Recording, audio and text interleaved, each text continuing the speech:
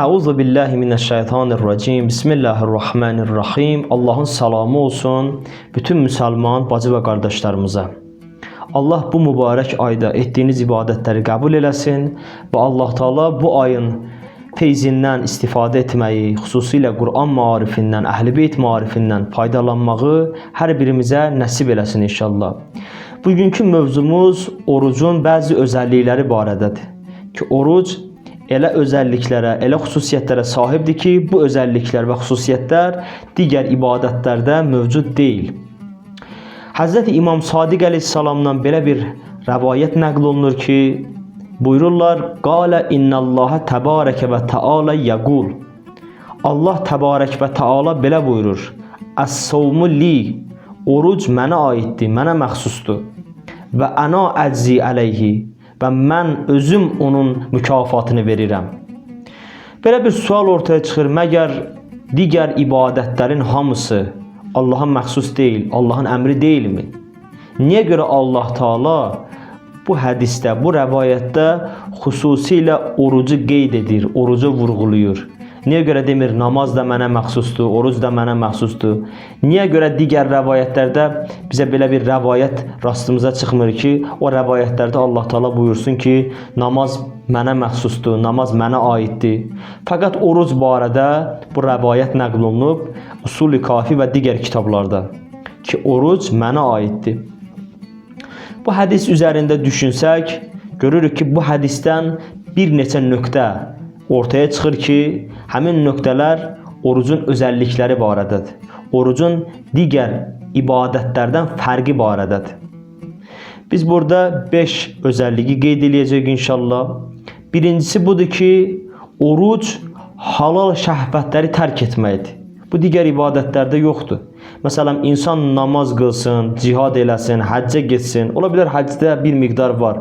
Amma tam şəkildə, ardıcıl olaraq, davamlı olaraq digər ibadətlərin heç birində halal şəhvəti, halal ləzzətləri tərk etmək yoxdur. Ki, insan yeməyi tərk edir, içməyi tərk edir, bəzi maddi ləzzətləri tərk edir. Bu digər ibadətlərdə mövcud deyil. Bu, orucun digər ibadətlərdə olmayan xüsusi özəlliyidir. İkinci özəllik budur ki, insan oruç tutanda ac olur. Su içmir, yemək yemir, bəzi maddi ləzzətlərdən uzaqlaşır və bu da insanın mərifətinin və agahlığının inkişafına səbəb olur. Ki, hədislərin birində Əli əleyhissalam buyurur ki, bir şəxs ki, daim öz qarnının fikrindədir, qarnı doludur, bu şəxsin qəlbinə hikmət daxil olmaz. Görürük ki, insanın qəlbinə hikmət, qəlbinin hikmətlə dolması, insanın mərifət tapması, agahlığının inkişafı insanın maddi ləzzətlərdən bir növ uzaqlığı ilə əlaqəlidir.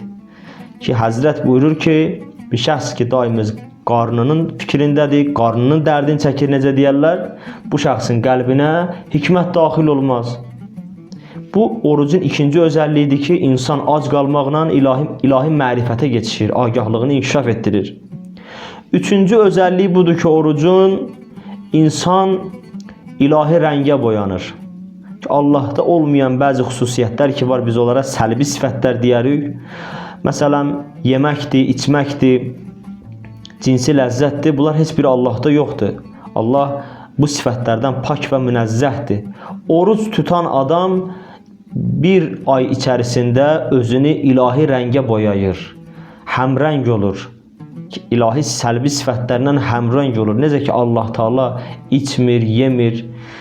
Eyni ilə oruç tutan insan da bu xüsusiyyətlərdə Allahla həmrəng olur. Və oruc gizli şəkildə olur, qeybi şəkildə olur. Məsələn, namaz bir ibadətdir. İnsan həmin ibadəti həyata keçirəndə həmin ibadət aşkar şəkildə olur. Yəni, hamı sənin namaz qıldığını, rüküyə getdiyi, qiyam halında olduğunu, səcdəyə getdiyi görürlər. Digər ibadətlər də bu formadadır. Amma insan oruç tutanda, ta ki ondan bir nəfər soruşmasa sən oruçsan ya oruc deyilsən, o insanın oruç halında olduğunu, ibadət halında olduğunu heç kəs bilmir. Elə bil Allah Teala "Əs-savmu li", oruc mənə məxsusdur, oruc mənə aiddir deməklə bizə bunu çatdırır ki, necə ki mən qeybəm, eyni ilə oruc da qeybi bir ibadətdir, gizli bir ibadətdir. Bu orucun 3-cü özəlliyi. 4-cü özəlliyi budur ki, oruc Allaha həqiqi məhəbbətin elanıdır. Məgər namaz məhəbbətin elanı deyil? Xeyr. Çünki münafiqin namazı məhəbbət elanı deyil. Bəzi münafiqlər ki var idilər Mədinədə Həzrət Peyğəmbərimiz sallallahu aleyhi və alihin dövründə, onlar Ramazan ayında evdə günortalar yeyərdilər, namaza gələrdilər, özlərini oruç tutan kimi aparardılar, Peyğəmbərin namazına qoşulardılar. Bunların bu namazı hilə məqsədi güdürdü. Hilə ilə ki, gəlsinlər, müsəlman cəmiyyətin içində olsunlar, görsünlər nə var, nə xəbərdir, zərbə vursunlar cəmiyyətə. Bunlar bu niyyətlə gəlib namazda, cərgədə dayanırdılar. Amma oruç tutan insan bu məqsədlərdən uzaqdır. Oruç tutan insan yalnız və yalnız Allaha öz məhəbbətini, həqiqi məhəbbətini elan edir. Əgər oruç tutan insandan soruşsan ki, niyə oruç tutmusan? Deyəcək ki, mənim məhbubum, mənim məşuqum, mənim Allahım, Rəbbim bu cür istəyir ki, mən ac olum, su içməyim, bəzi ləzzətlərdən, halal ləzzətləri tərk edeyim. Mənim məhbubum mənə bunu əmr edir. 5-ci özəlliyi budur ki, oruç tutmağın, oruc batil dinlərdən mövcud olmayıb. Yəni biz əgər tarixə baxsaq, nə tarixdə bunu müşahidə edirik, nə hansısa rəvayətdə, nə də hansısa dini mətndə ki, hansısa bütpərəst dinində, hansısa batil bir inancda oruç tutmaq kimi ibadət növü olub.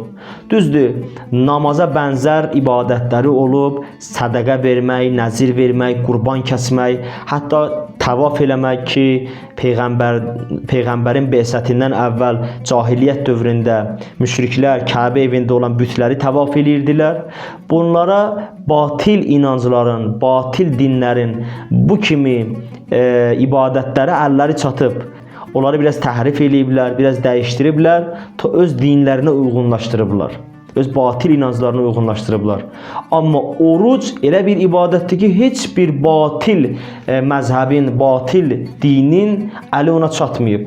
Oruc daim Allaha məxsus bir ibadət olub.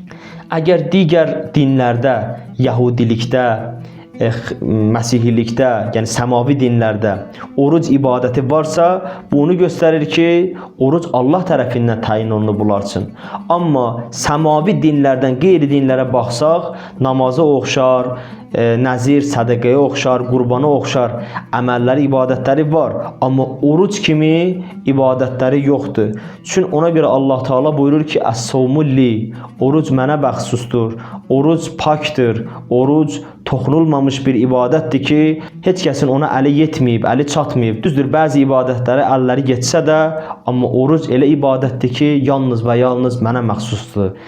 Bu 5 özəllikdən sonra, bu 5 nöqtədən sonra bu hədis bizim üçün aydınlaşdı ki, Allah Teala niyə buyurur Əs-savmu li, oruc mənə məxsusdur və mən özüm onun mükafatını verəcəyəm. Vəssalamu aleykum və rəhmətullah və bərəkatuhu.